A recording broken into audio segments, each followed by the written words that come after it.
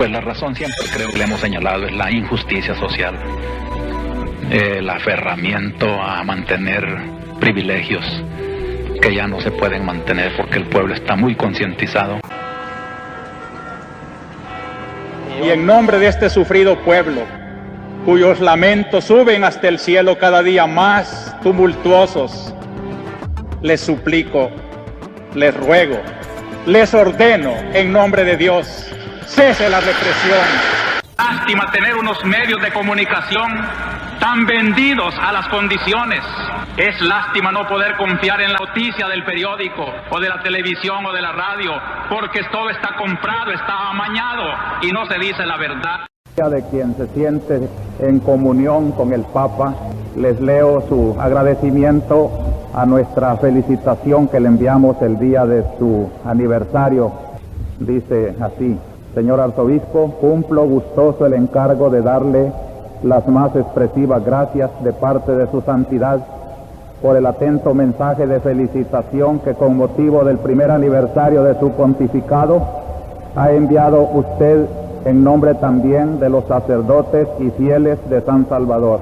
Asimismo, me es grato comunicarle que el Santo Padre, con sentimientos de afecto en el Señor, invoca sobre usted y sus diocesanos nuevos favores celestiales que sean prenda de renovado aliento en la edificación de esa comunidad eclesial y les imparte de corazón la bendición apostólica. Suyo afectísimo en Cristo, el Secretario de Estado.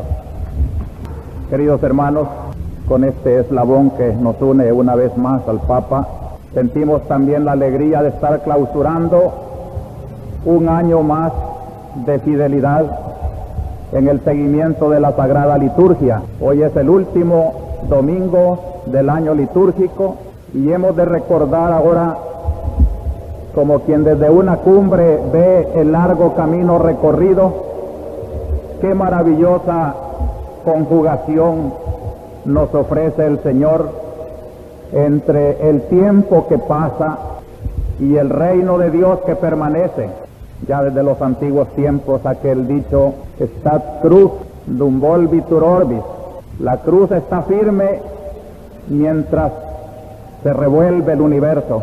Este es el año litúrgico. Hemos ido diciendo a semana ese oleaje impetuoso de nuestro ambiente, pero al mismo tiempo mirando con serenidad el reino de Dios, el misterio de Cristo, su cruz que no la conmueve nadie.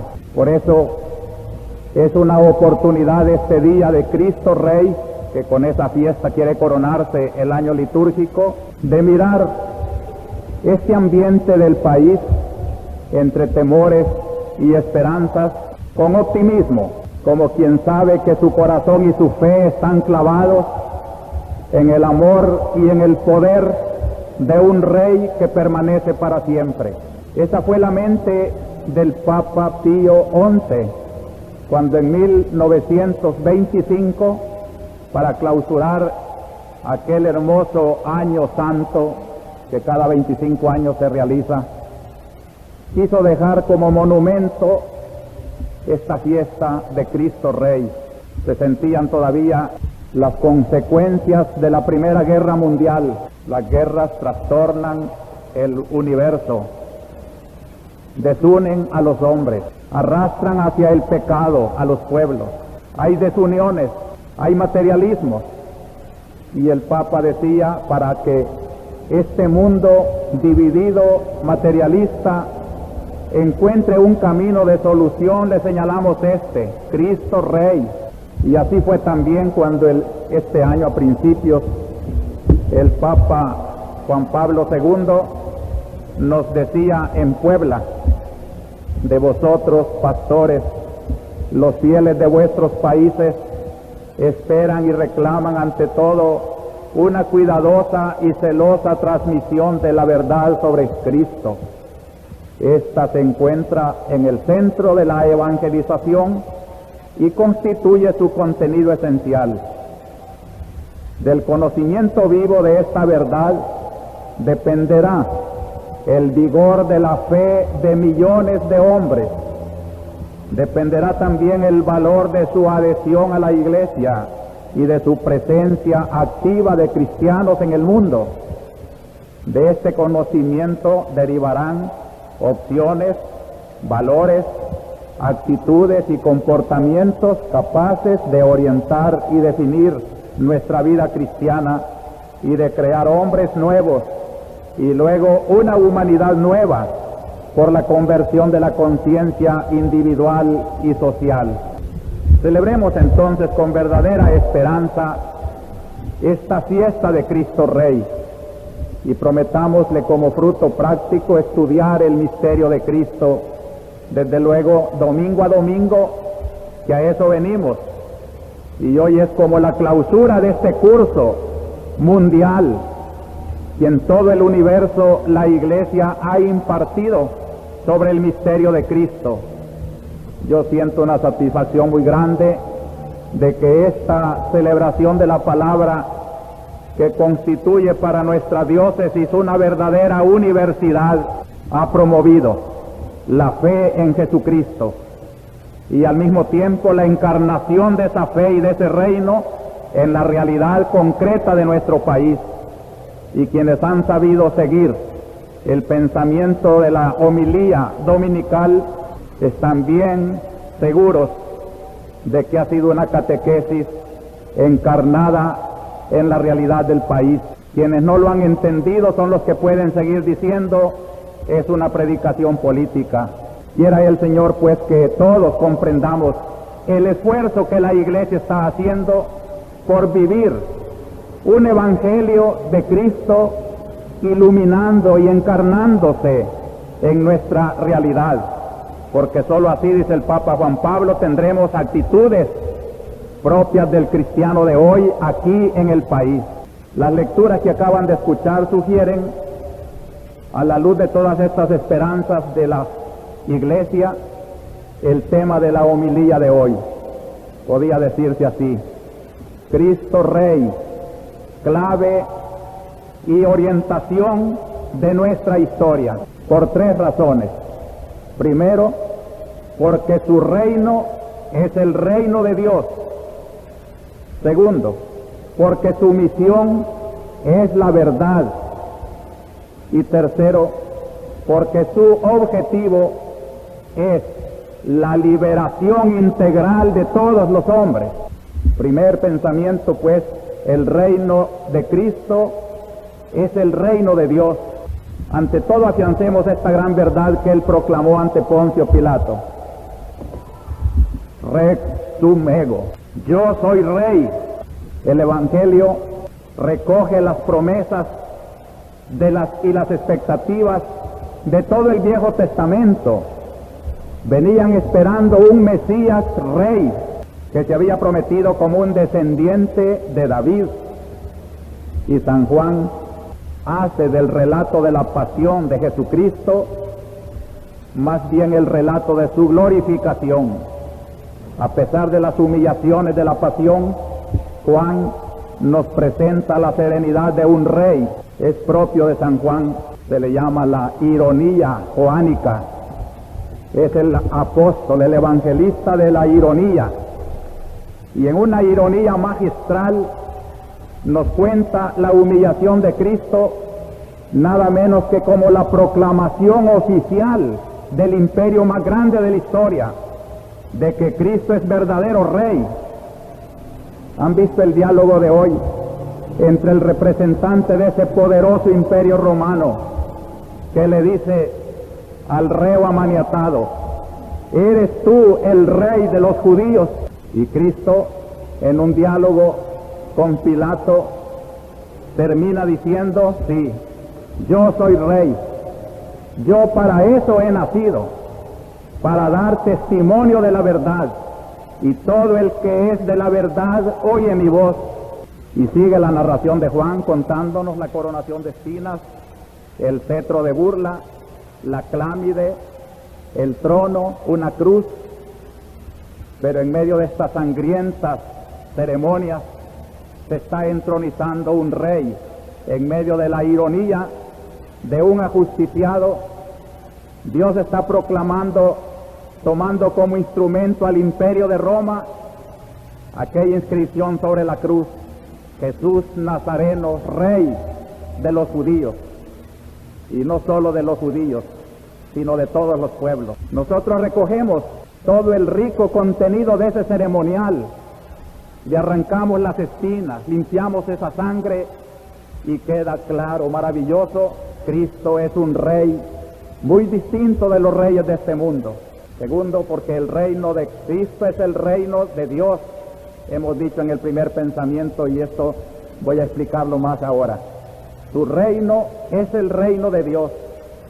Pilato no teme de ese rey de burla una rivalidad política, casi se ríe de él. Sin embargo, intuye en ese hombre un misterio divino. Su misma mujer le ha mandado decir: no te metas con ese justo, porque esta noche no he podido dormir a causa de sus sueños. Y Pilato se estremece también cuando oye hablar del Hijo de Dios. En la mentalidad politeísta de un romano, se imagina que es un Dios que ha caído de quién sabe de dónde y le pregunta: ¿de dónde eres? Sin embargo, Cristo sabe, y nosotros sus creyentes, cuál es el origen de este rey.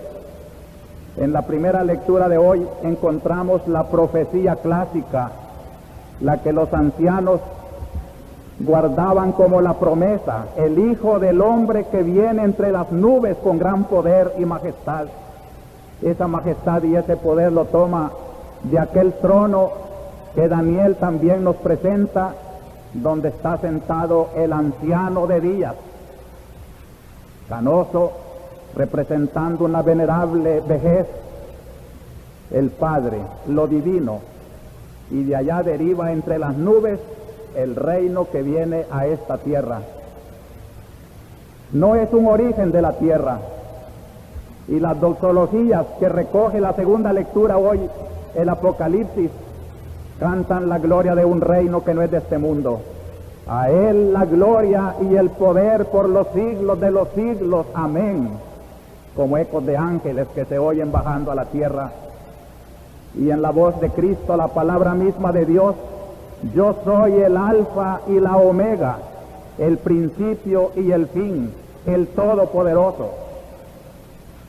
El alfa y la omega, como ustedes saben, la primera letra del griego y la última letra del alfabeto griego. Como para decir: yo comprendo todas las lecturas y todas las escrituras. Yo soy el secreto de todo cuanto existe, el principio y el fin. Cuando comenzó a hacer la naturaleza, ya existía. Y cuando termine la historia, seguiré existiendo. La historia de que los hombres tanto se glorían no es más que una motita en el sol de la eternidad que soy yo.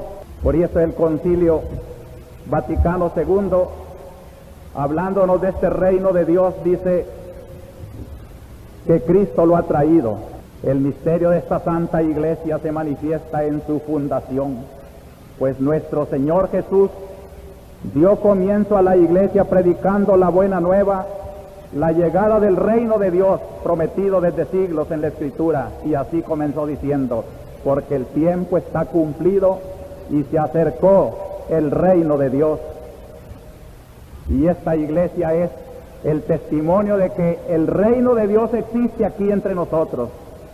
Sobre todo, dice el concilio, el reino de Dios se manifiesta en la persona misma de Cristo, Hijo de Dios e Hijo del hombre, quien vino a servir y a dar su vida para la redención de muchos. Aquí nos expresa ya una relación muy interesante entre ese reino de Dios traído por Cristo y al que la iglesia sirve. ¿Qué relación hay entre el reino de Dios y la iglesia? La iglesia no es todo el reino de Dios. La iglesia es una servidora del reino de Dios, anuncia el reino de Dios. Y lo más bello de todo es que la iglesia, dice, recibe la misión de anunciar el reino de Cristo y de Dios e instaurarlo en todos los pueblos, y constituye en la tierra el germen y el principio de ese reino. Miren qué honor, queridos católicos. La Iglesia es testimonio de que ya el reino de Dios está entre los hombres, y ella misma, la Iglesia, es germen, pequeñito como el germen. Toda la humanidad es más inmensa que la Iglesia, pero la Iglesia posee el germen del reino de Dios. Cuanto más cristianos nos hacemos, somos más testimonios de esa gran verdad del reino del cielo que ha bajado a hacerse reino de los hombres. Pregunto en tercer lugar, en este primer apartado, ¿cuál es entonces la relación entre el reino de Dios y los reinos históricos? Según la mentalidad de los judíos, había una lucha a muerte entre el Dios que reina y el demonio que le quiere arrebatar el imperio de Dios. Y así nos presenta la historia de Israel como una lucha entre Dios y el demonio. Y los reinos de la tierra a veces se convierten en agentes de ese reino del infierno contra Dios, y para animar en los días de persecución sacaban a relucir toda esta creencia y toda esta esperanza.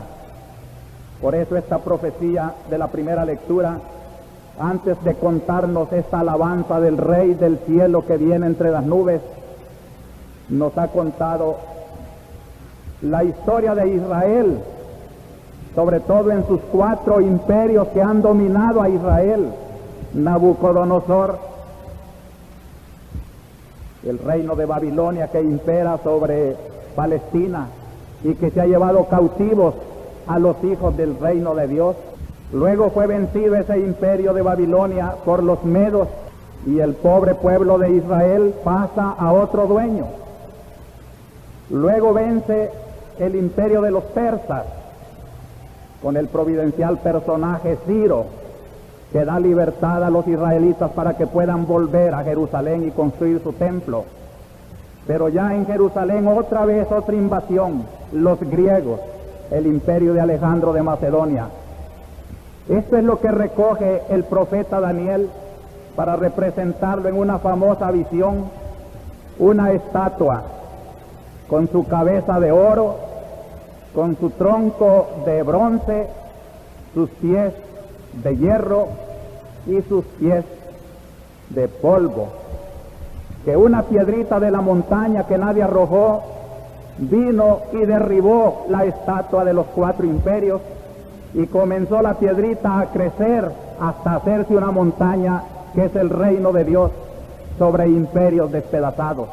También el profeta Daniel nos presenta un día la tempestad que agita el mar, y desde el mar surgen 4 bestias, una en forma de león, otra en forma de oso, de leopardo, y por fin una 4ª bestia que no la menciona en qué calificativo, pero dice con dientes de hierro y patas de hierro, y que estaba sedienta de sangre y devoraba carne. Es el misterio apocalíptico que está describiendo la persecución a los creyentes en Dios. Pero entonces es cuando surge sobre esos animales ya matados el trono del poderoso, de donde deriva el rey que viene a este mundo. Otra vez pues el triunfo de Dios sobre los imperios históricos. ¿Y qué otra cosa es la segunda lectura de hoy? Cuando nos está describiendo el Apocalipsis al príncipe de los reyes de la tierra. Todo ojo lo verá, y también los que lo atravesaron. Todos los pueblos de la tierra se le uncirán a su carro. El Apocalipsis ya es otra época. El Apocalipsis fue escrito por San Juan para dar ánimo a los cristianos que estaban sufriendo la persecución de Nerón. Ya no son los 4 viejos imperios. El imperio de Cristo, en tiempo de Cristo, era Roma, que gobernaba la Palestina, y los cristianos tanto en Roma como en la Tierra Santa sufrían esta persecución, y para animarlos, para no claudicar, San Juan les escribe el destino del reino de Dios y los destinos frágiles de los reinos de la tierra. A él lo verán hasta los que lo atravesaron. Los romanos que fueron los instrumentos de su crucifixión, lo verán, y los pueblos que lo despreciaron llorarán ante él. Este es el desenlace de la historia. El Señor es el dueño de la historia, es el Rey de los siglos. El Evangelio de San Juan está escrito en otro contexto, parecido al Apocalipsis. Es bajo Poncio Pilato, bajo la soberbia y el orgullo de los romanos, que el Evangelio narra la pasión de Cristo, pero que se desenlaza en la resurrección final del Señor, y da aliento para que sean fieles a ese Rey que nadie lo puede vencer. Los mismos que lo atravesaron, los que lo clavaron, los que le metieron la lanza en el costado, los que lo escupieron, los que lo coronaron de espina, lo van a ver. Qué terrible será el encuentro con el Rey, con quien se ha jugado de esa manera. Y en el Evangelio, la reflexión cristiana grabó esa frase inmortal de Jesucristo. Luego, ¿tú eres Rey?, le pregunta Pilato. Y Cristo dice: mi reino no es de este mundo. Si fuera de este mundo, mi guardia, mi ejército, todo eso que en lenguaje político es el poder, ya me hubiera defendido de los judíos. Él era judío y sin embargo dice: si yo fuera rey me defendiera de los judíos. Por eso dice un gran comentarista, esta frase no la pudo decir un Mesías judío. Era un rey superior a su misma patria. Era un rey que, si es cierto que dice mi reino no es de este mundo, no es por marginarse de esos reinos, sino que quiere decir: mi reino no está al nivel político de los reinos de este mundo. No tienes nada que temer de mis ejércitos, no tengo. No tienes nada que temer de mi diplomacia, no la tengo. Yo no soy un poder político, no tengas miedo. Y el mismo Pilato, diplomático y político, no encontró causa para condenarlo por político o diplomático al Señor, sino por el capricho de los judíos, que se valieron de un argumento político. Si no lo condenas, no eres amigo del César, y nosotros te vamos a malinformar y te van a quitar este puesto. Y por cuidar su puesto político, Pilato comete la gran injusticia. Pero que quede bien claro que Cristo nuestro Señor ha proclamado que su reino no es de nivel político, que su reino baja del cielo con poderes especiales de Dios, para poder precisamente subyugar bajo la ley de Dios, bajo la verdad de Dios, a todos los imperios del mundo. Él no tiene unos límites, unas fronteras, porque su reino es sin fronteras, por encima de todos los pueblos. No es de este mundo, pero está en este mundo. No es de este mundo, pero manda a este mundo. Y los gobernantes y las legislaciones tienen que someterse a él. Qué fácil sería comprender aquí nuestro hacer cristiano, nuestro quehacer pastoral y eclesial. Cuántas reflexiones de grupos cristianos parecen a veces análisis políticos, que han olvidado que no es allí nuestra fuerza. Cuántos cristianos tienen como respeto humano al partido político, a la organización política, y por congraciarse con ella no les importa que quede mal la iglesia. ¿Cuántas veces estamos haciendo más bien grupos políticos que comunidades cristianas? Si no se tiene en cuenta que el quehacer de Cristo ante Pilato y ante todos los imperios y las políticas del mundo es mantenerse autónomo, Rey que ha bajado del cielo y que se encarna en esta tierra para trascender a los reinos desde sus propias entrañas, pero no identificándose con ellos. Yo quisiera, queridos hermanos, y sobre todo ustedes, queridas comunidades de base, queridos agentes de pastoral, queridos sacerdotes, no tenemos nada que mendigar a las políticas de la tierra cuando nosotros tenemos una luz que ilumina todas esas políticas. No nos parcialicemos a ningún sector, mantengamos la autonomía de Cristo, aunque maniatado frente a Pilato. Mi reino, no tienes nada que temerlo, porque es superior a ti mismo. O como cantaban el Día de los Reyes ante Herodes, que tenía miedo de que el niño nacido le fuera a quitar su imperio, la iglesia le canta: no temas, Herodes, no viene a quitar reinos temporales el que da reinos eternos. Si es cierto que no nos podemos apartar de las realidades políticas de la tierra, de las realidades económicas y sociales, pero seamos siempre como la luz que ilumina, sin contaminarse con las realidades que ilumina, sino entrañándolas, dándoles calor, pero conservando siempre su autonomía de sol y de luz. Por eso paso a los otros dos pensamientos. ¿Por qué Cristo pudo decir: mi reino no es de este mundo, y sin embargo ser proclamado hoy el Rey universal? El segundo pensamiento es que su misión es la verdad.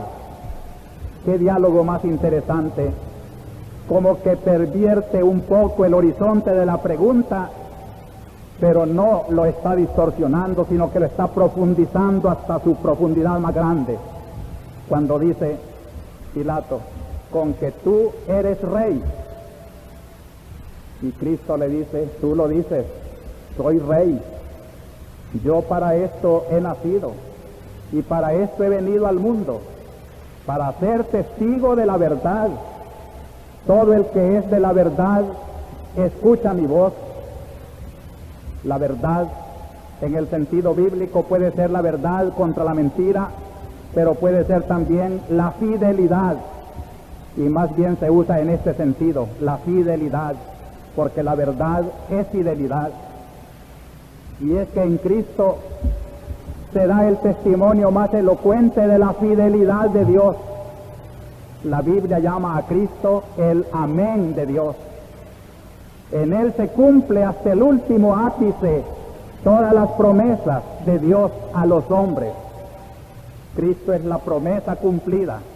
Cristo es la fidelidad de Dios. Cristo es la verdad. Él es el alfa y la omega, el principio y el fin de todo cuanto existe. Nadie conoce tan a fondo la realidad de las cosas como el Rey de la verdad. Por eso a Cristo nadie le puede decir mentiroso. Y dice San Juan: no había necesidad de decirle lo que hay en el hombre, porque Él conoce lo que hay en el corazón de cada hombre. Qué tremenda debió ser la mirada de Cristo cuando se murmuraba de Él en el pensamiento. Se les quedaba mirando: hipócritas, ¿qué estáis pensando? Es que ante la verdad la intriga se avergüenza. Cuando el Evangelio nos comienza a contar el misterio de la encarnación del Verbo, la palabra eterna de Dios, la palabra que contiene todo lo creado y lo infinito de Dios, esa palabra se hace hombre. Y entonces dice San Juan: vimos en Él al Hijo de Dios, lleno de gracia y de verdad. Qué hermosa es la figura personificada de la verdad. Cristo, la palabra eterna, hecho hombre. No hay amistad más grande que la amistad de un hombre sincero. ¿Quién es más franco y sincero que Cristo? Él es la verdad. Verdad también es la revelación. Todo lo que Dios ha querido manifestarle a los hombres se contiene en Cristo. Cuando Él se despedía de los apóstoles, les dice: ya no os llamo siervos, sino amigos, porque os he revelado todo lo que oí de mi Padre. Ya no hay secretos para el cristiano que quiere amar a este testigo de la verdad, Jesucristo, que nos ha traído todo de las entrañas de Dios, lo que es necesario conocer para la vida. Dichoso el hombre que tiene fe, porque cree en la verdad. Pobrecitos los que no tienen fe, los escépticos, los que se han apartado de Cristo. Solo Él puede dar luz de verdad.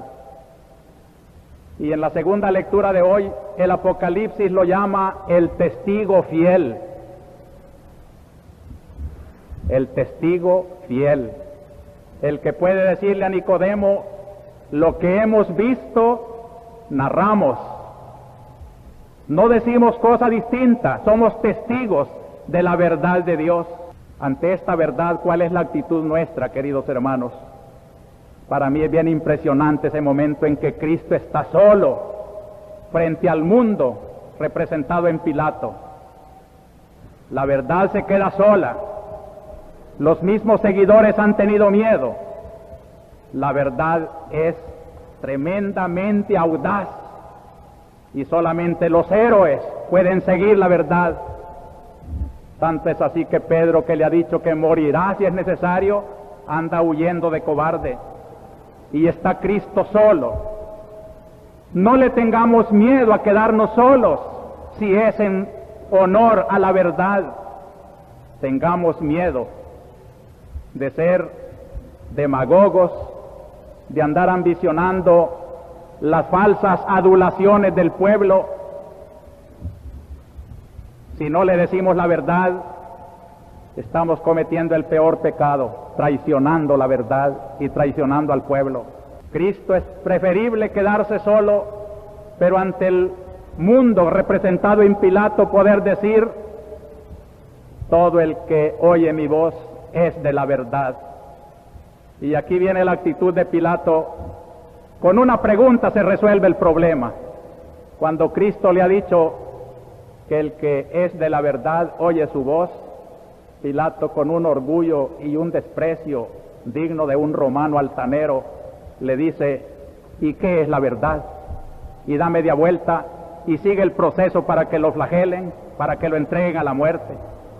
Qué cerquita tuvo la verdad este hombre, pero con un sentido de escepticismo, de orgullo, de rechazo a Dios, no la supo aprovechar la hora en que estuvo frente a frente con la verdad.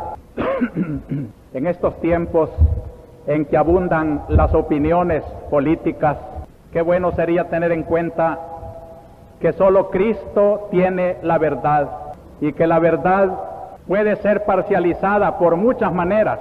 Yo traigo aquí el texto del concilio cuando habla de la diversidad de opiniones en materia política. Quisiera que de mucha actualidad este pensamiento. Frente al único que tiene toda la verdad, que es Cristo, los hombres, solo poseyendo la fe, tenemos la verdad de Cristo. Pero al aplicarla en las realidades concretas de la historia, puede haber diversas maneras. Oigan este pensamiento de la Iglesia en el concilio. En virtud de su misión y naturaleza, la Iglesia no está ligada a ninguna forma particular de civilización humana, ni a sistema alguno político, económico o social. La Iglesia, por esta universalidad, puede constituir un vínculo estrechísimo entre las diferentes naciones y comunidades humanas, con tal que éstas tengan confianza en ella y reconozcan efectivamente su verdadera libertad para cumplir con su misión.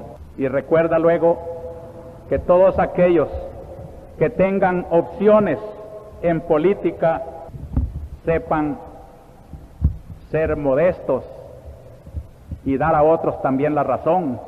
Muchas veces, dice el concilio, muchas veces sucederá que la propia concepción cristiana de la vida incline a los cristianos en ciertos casos a elegir una determinada solución, pero podrá suceder, como sucede frecuentemente y con todo derecho, que otros fieles, guiados por una no menor sinceridad, juzguen del mismo asunto de distinta manera.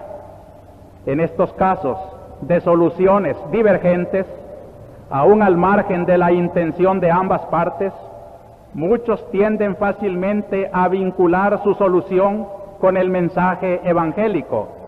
Entiendan todos que en tales casos a nadie le es permitido reivindicar en exclusiva a favor de su parecer la autoridad de la Iglesia. Procuren siempre hacerse luz mutuamente con un diálogo sincero. Ni siquiera que fueran cristianos, teniendo diversas opciones políticas, pueden apropiarse el pensamiento de la Iglesia como para ellos solos. Es tan fecundo el sol de la verdad de Cristo que puede iluminar el pluralismo legítimo, no solo en política, sino en todas las técnicas y ciencias y artes de la naturaleza, que también tienen su propia autonomía. Yo creo que esto es de mucha actualidad y de mucha trascendencia cuando queremos nosotros apropiarnos el monopolio de la verdad. Solo Cristo tiene el monopolio de la verdad, solo Él puede decir, yo soy la verdad, y el que es de la verdad oye mi voz. Los demás tenemos que respetar las opiniones, las opciones de los otros y confiar también en los hombres, porque son hijos de Dios y tienen capacidad tal vez mejor que la que yo tengo. Y finalmente, otro pensamiento de Cristo Rey es que su objetivo es la liberación integral de todos los hombres. En la primera lectura, cuando se habla del Hijo del Hombre que viene entre las nubes y se acerca al trono de Dios, los intérpretes tienen una opinión muy bonita, y es que ese Hijo del Hombre glorificado no es Cristo individualmente solo, es Cristo con todos sus cristianos, todo el cuerpo místico, todos los que han creído en Él, todos los que han muerto fieles a su seguimiento, serán glorificados en una sola cabeza, que es Cristo. Y ese cuerpo misterioso de Cristo, hecho de hombres que lo siguieron en esta tierra, será precisamente la gloria de la Iglesia celestial en su consumación. Nosotros, hermanos, nosotros tendremos la dicha de ser, si nos salvamos, miembros vivos del Hijo del Hombre, glorificado ya como Hijo de Dios. Procuremos ser fieles para merecer esa promoción que no hay otra igual. Por eso en la segunda lectura el Apocalipsis nos relata los diversos frutos de ese reino de Dios trabajado por Cristo en la tierra, cuando lo llama el primogénito de entre los muertos, como si diríamos la primera flor que brotó de un jardín nuevo, como si dijéramos la primera cosecha del árbol que plantamos con tanto cariño. Esta iglesia va dando frutos de resurrección, y el primer resucitado, el primogénito, la primera fruta de la Pascua es Cristo nuestro Señor. Este título provoca en mí y en todos nosotros el ansia de seguir a este primogénito. Nosotros, sus hermanos, seremos engendrados también para esa gloria de la Pascua y de la resurrección. Ya Cristo resucitado ha puesto en el mundo el principio de la inmortalidad. Dichosos los que creen en Cristo muerto y resucitado, porque ya han puesto en su alma los gérmenes de la vida eterna. Dice también hoy el Apocalipsis, nos amó. Esta es la causa primera. Dios nos amó, y su amor se hizo concreción humana en Cristo nuestro Señor. Mirar a Cristo frente al enfermo, frente al ciego, frente al inválido, frente al pecador, es la misericordia, es el amor de Dios por los caminos de esta tierra. ¿Quién no se acerca con cariño al amor del Señor en Cristo Jesús? Vive en la tierra y nos ama, y por ese amor, dice el Apocalipsis, nos ha librado de nuestros pecados por su sangre. Él sabía que el Padre le pedía como precio del perdón su propia sangre, y no tuvo horror a los tremendos padecimientos del Viernes Santo, sino que se entregó. En su carne iban todas nuestras iniquidades, dice el profeta, y Dios cobró en él el precio de nuestra liberación. No hay liberación más profunda que esta de Cristo. ¿Cómo quedan ridículas las liberaciones que hablan solo de tener más sueldo, tener más dinero, mejores precios? Las liberaciones que solo hablan de cambios políticos, de personajes en el gobierno, son parcelas nada más de la gran liberación, esta que pagó la raíz de todos nuestros males, de todas nuestras injusticias. Y si las liberaciones de la tierra no encajan en esta gran liberación del gran liberador Cristo, están muy mutiladas, no son auténticas liberaciones, son parte de liberación. Y continúa el Apocalipsis con otra frase genial: nos ha convertido en su reino y ha hecho de nosotros sacerdotes para Dios su Padre. Qué grandiosa la dignidad del cristiano. Nos ha hecho reino. Todos nosotros, si lo seguimos, si creemos en Él, si nos convertimos, somos su reino. Y su reino no tendrá fin. Y nosotros no tendremos fin en ese reino. La gran esperanza está aquí. La gran promoción es esta. Más aún, no solo se contentó con hacernos súbditos de su reino, sino que nos hizo sacerdotes.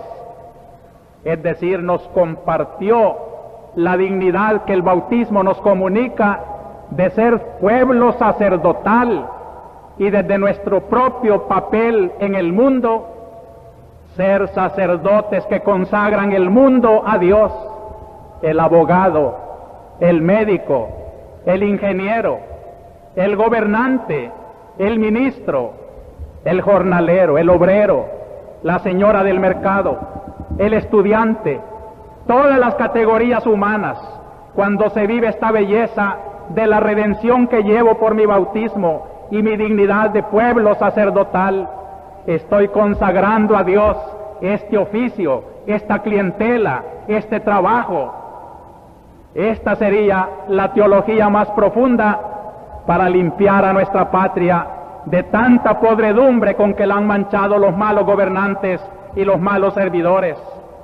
Qué distinto fuera El Salvador, no estuviéramos viviendo esta crisis si de veras hubiéramos compartido esta gran enseñanza de Cristo Rey, que nos ha hecho a todos los salvadoreños reino de Dios, pueblo sacerdotal, para dignificar nuestra vida, nuestro hogar, para no traicionar a la esposa, para no tener hijos fuera del hogar, para respetar a la mujer, para hacerse respetar en su gran labor de fecundidad, para no hacer de la vida un prostíbulo, para no hacer de la vida un latrocinio, para no hacer de la vida una fuente de pecado, sino la redención que nos dignifica para santificar esta vida que Dios ha dado y que es buena, pero que nosotros la manchamos con nuestros pecados. Seamos dignos de esta grandeza, porque la fiesta de Cristo Rey no es venir a dar a Cristo una felicitación porque Él es Rey, sino que es venir a decir: Señor, tu reinado me complica tremendamente. Yo también soy miembro de esa responsabilidad tuya, y en el mundo tengo yo también que hacerte reinar. Por eso yo les invito a que reflexionemos un poquito en la realidad de nuestra iglesia. Lo que hemos hecho esta semana corresponde perfectamente a estos designios de Dios que quiso hacer su iglesia como germen de su reino. El próximo sábado comienza en Santiago de María la fiesta jubilar de sus 25 años de existencia. La misa principal va a ser el domingo 2, de hoy en 8, a las 10 de la mañana. Los que puedan pues ir a unirse en comunión con aquella hermana diócesis, sin duda que harán un buen acto. El miércoles de esta semana será el aniversario de la muerte del padre Ernesto Barrera, y lo vamos a celebrar con una misa en la parroquia de San Sebastián a las 6 de la tarde. En el arzobispado ha habido reuniones procurando precisamente la vivificación de nuestra iglesia. En el Consejo de Pastoral hemos visto cuánta vida de iglesia hay en las diversas vicarías, y en el Senado Presbiteral hemos descubierto también la fidelidad de tantos sacerdotes a su ministerio y a ser ministros del verdadero reino de Cristo. En las visitas que he hecho a Soyapango, a la parroquia de Santo Tomás en el Cantón El Carmen, y la que haré esta noche a mexicanos en la parroquia de San Francisco, y hoy también en la confirmación que a las 11 se tendrá en la Iglesia del Corazón de María, vamos viendo esas comunidades cómo florecen en estas convicciones cristianas. Y a propósito de confirmaciones, oí un comentario muy malintencionado de que en la arquidiócesis ya no hay confirmaciones y por eso se van a confirmar a otras diócesis. Este es un malentendido, un perverso malentendido, porque lo que queremos es que la confirmación se reciba con el suficiente conocimiento a niños que ya se dan cuenta. Si alguna persona no quiere entrar por esta exigencia pastoral que no es mía, sino de la renovación de la Iglesia, pues no colabora y no le hace un bien a su criatura confirmándola chiquita, porque no se dará cuenta de lo que ha recibido. Cada párroco, cada vicaría está preparando los días y fiestas de confirmación. Procuren informarse pues en sus propias parroquias, pero nadie diga que ya no hay confirmaciones en San Salvador. Las hay en forma más ordenada y más fecunda. Solo los que no quieran colaborar pues se cerrarán a estas renovaciones de la Iglesia. Una revista de la arquidiócesis que se llama Búsqueda ha sido reeditada porque ahí está toda la catequesis de la confirmación. Quienes quieran tener pues conocimientos más profundos de este sacramento pueden leerlo en esa revista Búsqueda. En la Vicaría de Chalatenango se está haciendo un esfuerzo muy original y es la preparación de vocaciones tardías, muchachos que ya han avanzado en su edad y que sienten el llamado del sacerdocio y no tuvieron la oportunidad de la escuela o del colegio. Se les está dando allá cursos preparatorios y veremos, el Señor nos inspirará cómo preparar estos hombres para el sacerdocio. También en este sentido me alegro de la convivencia juvenil que se tuvo en el Seminario San José de la Montaña, donde cerca de 25 muchachos han pedido ya bachilleres entrar al seminario. Son muchachos que vienen de los diversos colegios, no precisamente del seminario. A este propósito yo recibí de Tepecoyo un telegrama muy animador que dice: dar un sacerdote para el servicio de la Iglesia tiene más valor que obsequiar miles de vasos sagrados para el templo.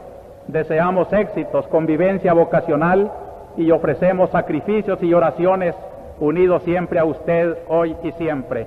Conjunto Cristo Joven y Coro Medalla Milagrosa. También he tenido la dicha de participar en una convivencia de movimiento catecumenal en el Instituto Rinaldi, donde hay grupos de esta arquidiócesis y de Santiago de María.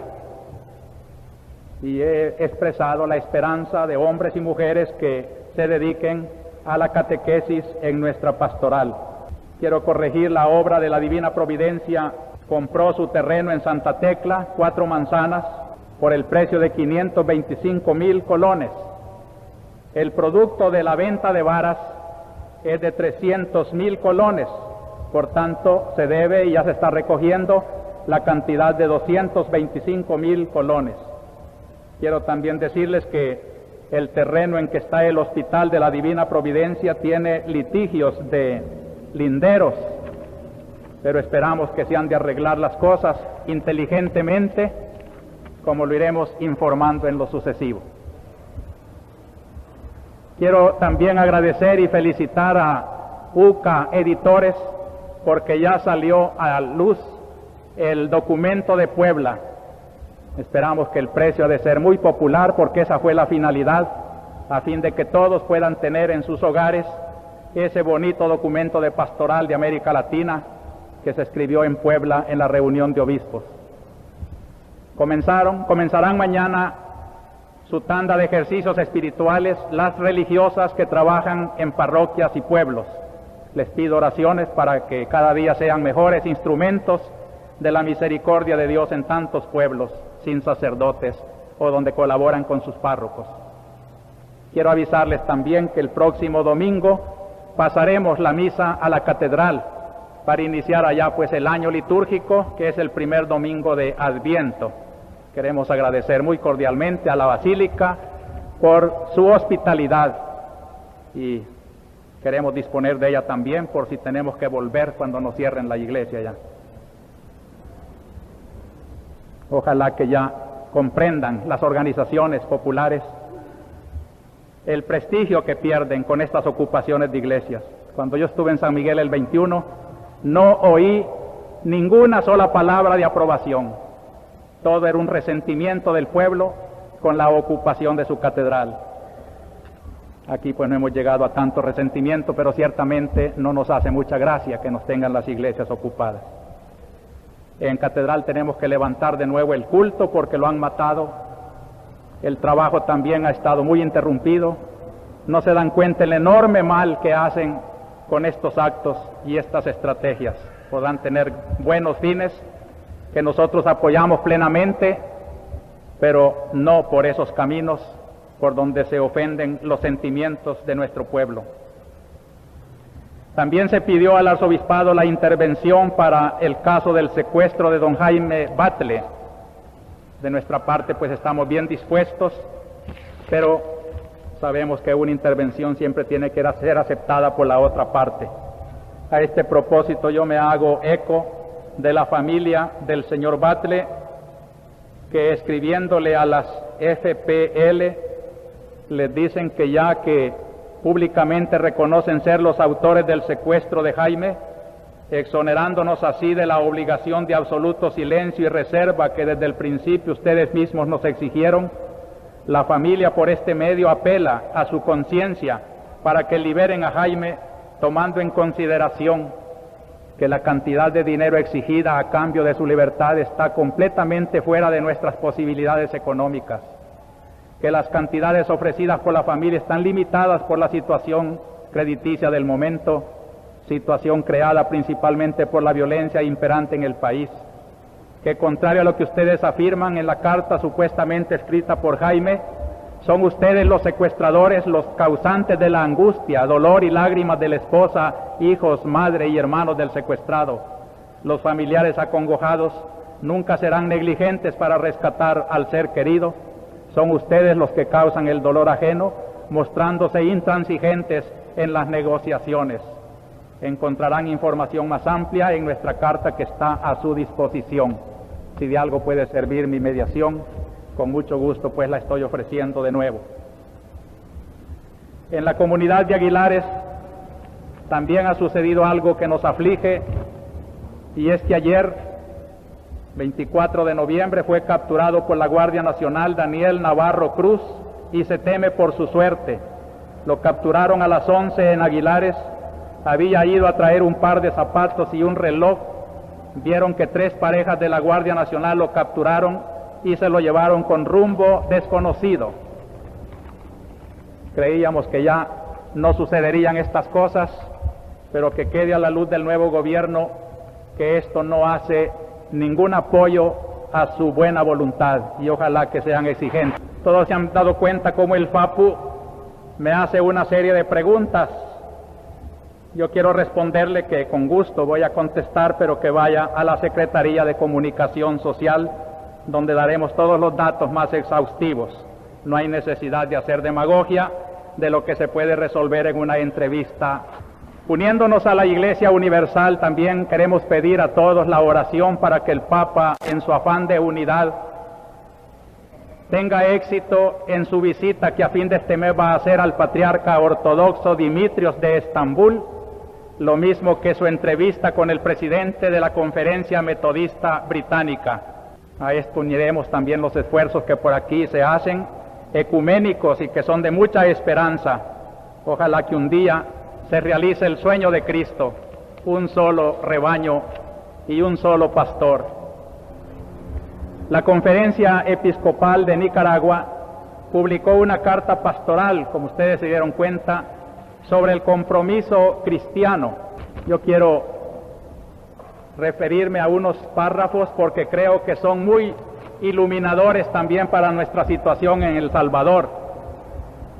La Iglesia dice: tenemos además confianza de que el proceso revolucionario será algo original, creativo, profundamente nacional y de ninguna manera imitativo. Yo quisiera decir las mismas palabras a todos los que hoy se esfuerzan por la transformación de la patria. Quienes se ponen a dudar unos de otros, pregúntense si claramente quieren una solución que salga de la entraña de nuestro pueblo o están luchando por traer imposiciones del extranjero.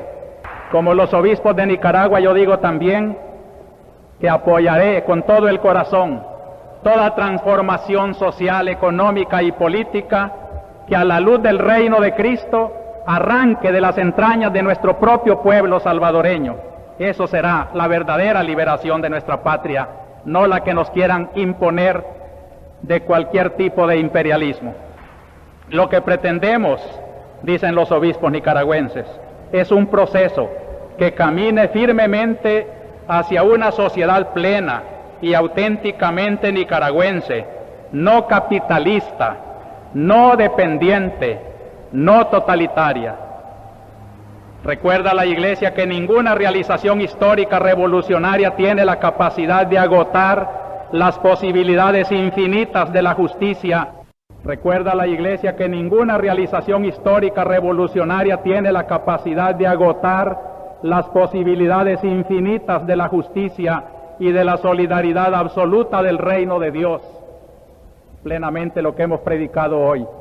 El reino de Cristo no se identifica con Pilato ni con ningún reino, sino que mantiene una capacidad siempre superior a cualquier realización histórica. Y por tanto, no duden, hermanos, no duden de su Iglesia. No se puede comprometer con ningún régimen político. Tiene que mantenerse siempre flotando para señalar rumbos mejores, la capacidad del reino de Dios, que vendrá siempre a perfeccionar los sistemas, por más perfectos que aparezcan en el momento. Siempre se podrán hacer mejor, y esa es la misión de la Iglesia, señalar como Cristo frente a Pilato que su reino no es de este mundo, porque los trasciende todos y los hace más perfectos que el más perfecto reino de este mundo. En Honduras expulsaron a un sacerdote jesuita, el padre Guadalupe Carney. La Conferencia Episcopal y la Compañía de Jesús en Honduras han protestado ante el gobierno por esta expulsión, que la juzgan injusta y arbitraria. Quiero referirme ahora, y lo voy a poner como marco de mis comentarios, el análisis que ha hecho la UCA, la Universidad Centroamericana, donde expresa sus esperanzas y las serias dudas sobre las posibilidades reales de actuación del nuevo gobierno. Reconoce que a un mes de la insurrección no es posible dar un juicio definitivo sobre las virtualidades y peligros que pueda desatar el nuevo proceso, que las intenciones iniciales de la juventud militar es posible, tuvieron el propósito de sanear la institución militar y dar a la patria las bases sólidas de un proceso de democratización, pero la realización de las relaciones sociales y de la correlación de fuerzas ha comenzado a sobreponerse a las presuntas intenciones y plantea algunos problemas que vale la pena tenerlos en cuenta en esta hora en que con la querida diócesis analizamos nuestra realidad. Principalmente estos problemas. Primero, el problema de los desaparecidos. La UCA dice acerca de este problema: hay miedo a los enjuiciamientos, pretextando el que tales medidas públicas pudieran debilitar definitivamente la fortaleza necesaria en la Fuerza Armada, precisamente cuando quiere impulsar profundos cambios sociales. Y tampoco sería infundado pensar que la acometida de acciones represivas en esas 3 primeras semanas llevara como uno de sus objetivos fundamentales el involucrar al nuevo régimen con violencias que impidan el enjuiciamiento y castigo de las violencias pasadas. A este propósito también nos extraña cómo un miembro de la Junta, según lo dice la prensa, haya declarado que no hay presos políticos y que la Junta no tiene responsabilidades con lo pasado en las administraciones de los presidentes anteriores. Digo que me extraña porque a este gobernante no se le ha debido pasar por el olvido que ya durante este nuevo régimen hay por lo menos 3 desaparecidos. Uno de ellos es el sacristán de Soyapango, que a pesar de estar gritando aquí ya cada 8 días, hasta hoy no he recibido ninguna respuesta. Por otra parte, yo creo que aunque el nuevo gobierno no es directamente responsable de la captura y desaparecimiento de presos políticos de regímenes anteriores, sí es responsable ante el pueblo de dar una respuesta satisfactoria sobre qué ha sucedido con ellos, y deben sancionar a los responsables de las torturas, capturas ilegales, etc. Para mí, quizás soy demasiado profano en la materia, pero lo más lógico y eficaz para una comisión de investigación tenía que ser comenzar por juzgar y deducir responsabilidades de los que fueron presidentes y directores de esos cuerpos durante ese tiempo.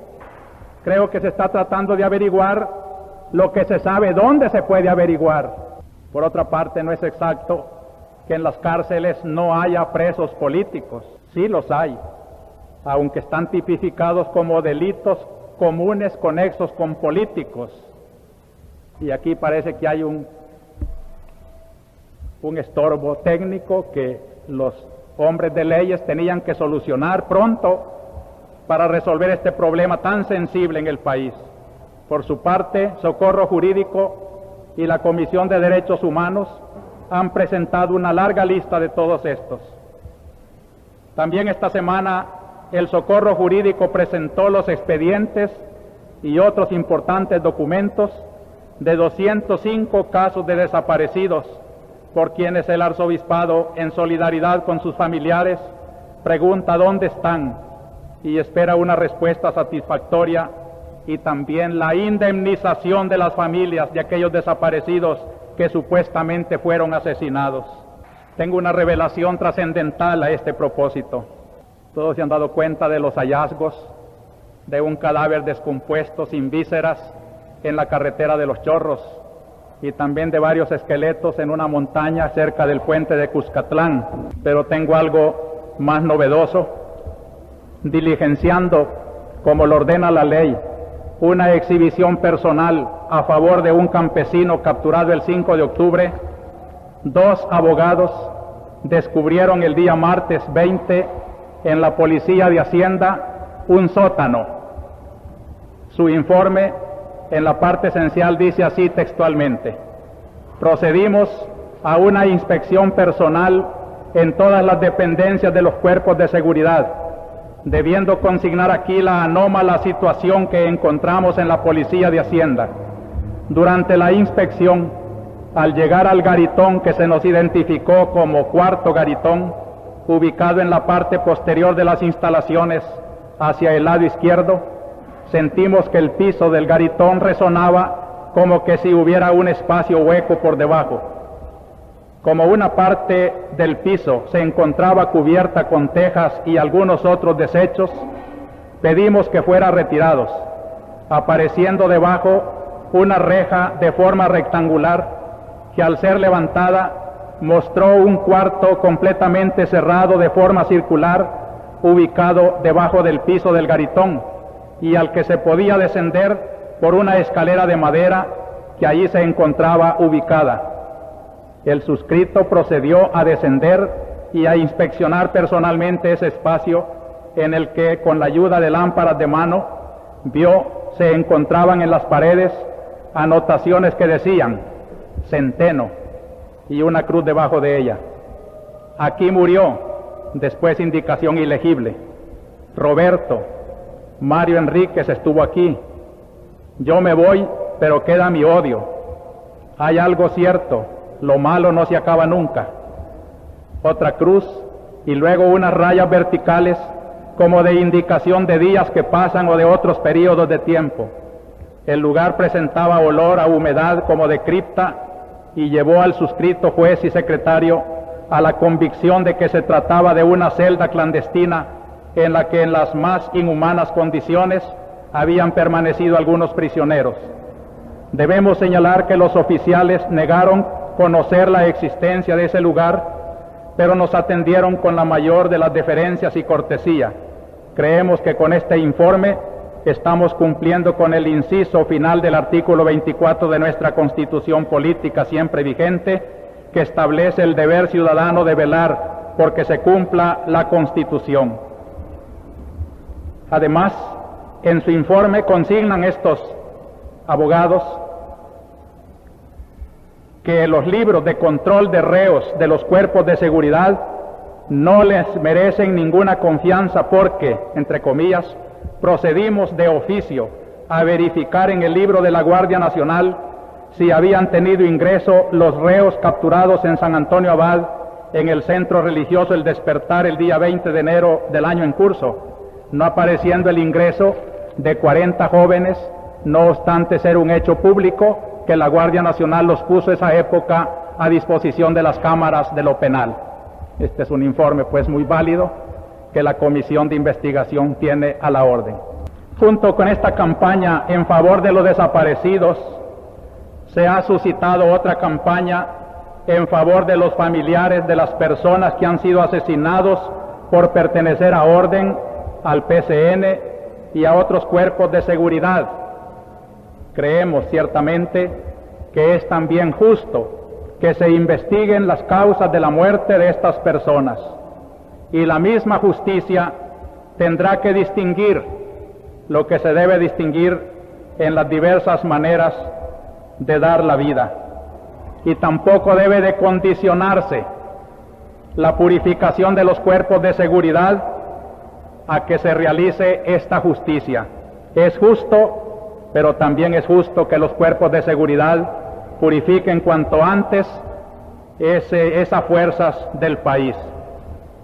Y si de justicia se trata y de encontrar las causas de nuestros males, yo creo que el nuevo gobierno no debe parar hasta encontrar la última causa que está en la injusticia social. Siempre hemos pensado que todas las violencias que han hecho los cuerpos de seguridad o que han padecido los cuerpos de seguridad tienen un trasfondo más criminal, y es la injusticia social. Y aquí continuemos un poquito con el análisis de la UCA, que dice precisamente el gran reto que tiene ante sí el nuevo gobierno. El gran reto es este: un problema no puede resolverse con gritos revolucionarios o por vías destructivas, sino por su carácter prolongado harían inviable casi definitivamente la salvación del país. Yo quisiera llamar otra vez a la cordura a todas esas violencias que todavía persisten y que no es destruyendo como vamos a reconstruir a nuestra patria, sino buscando la raíz del mal y trabajando entre todos por erradicarla. Tampoco puede hacerse esa transformación sin grandes y radicales cambios estructurales. Continúa la UCA: a ese conjunto de cambios radicales han llamado algunos la revolución necesaria porque es obligada y caracterizada por los hechos mismos y no por ideologías. El fantasma de las ideologías no debe poner freno a la necesidad de la revolución en lo económico y en lo político. Este país, pensado y organizado en beneficio de las minorías, debe ser pensado y organizado no en base a un bien común abstracto que con frecuencia oculta los vicios de la dominación y de la explotación, sino en base al desarrollo y la liberación plena de las mayorías populares oprimidas. Una perspectiva como esta implica el cambio radical de muchas de nuestras instituciones que han sido diseñadas y sobre todo han sido utilizadas para todo lo contrario. Aquí estaría pues el gran trabajo, el gran reto del nuevo gobierno y de cualquiera que emprenda la verdadera liberación del país. Un reordenamiento de esas estructuras en lo social, en lo político, en lo económico. Y yo auguro y pedimos a Dios, queridos hermanos, todos, para que no vaya a consistir el cambio solo en poner parches, sino en que de verdad sea lo que decía Cristo cuando hablaba de su renovación evangélica: vino nuevo en odres nuevos. Queremos saludar la aparición en su quinta etapa del periódico Independiente. Ojalá sea una luz de libertad también en nuestro pueblo. Se han encaminado a buenas soluciones los casos de Andes, Buses, pobladores de Tugurios. Ha habido manifestaciones que se han llevado a cabo sin incidentes.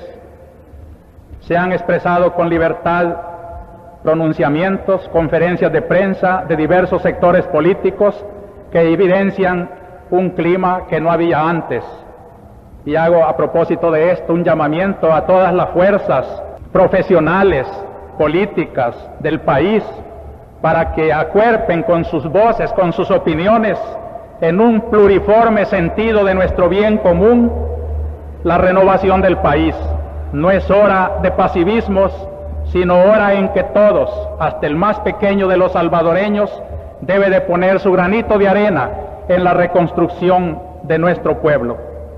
Pero hay quejas de violencias en fincas de café, en algodoneras, en cañales, y hasta se dice que se destruyen, que se cortan palos de café o de algodón.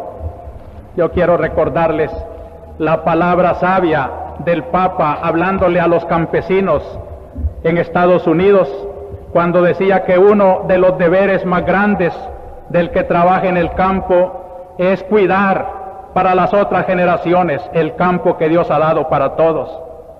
Se os ha confiado una parte de la mejor tierra del mundo, les decía el Papa, un suelo rico. Sois siervos de algunos de los más importantes recursos con que ha dotado Dios al mundo. Conservad bien la tierra, para que los hijos de vuestros hijos y las generaciones que les sigan puedan heredar una tierra todavía más rica que la que os fue confiada. Yo creo, queridos hermanos, que la justicia que ustedes piden en sus salarios se tiene que conseguir de otra manera, pero no destruyendo la fuente común del bienestar del país. Gracias a Dios se resolvió el impasse de la universidad, y yo quiero felicitar a las nuevas autoridades y hacerles un llamamiento para que de veras sea un centro de estudio desde donde la esperanza de la patria pueda iluminarse y no ser un foco de confusiones donde hay más política que técnica y estudio.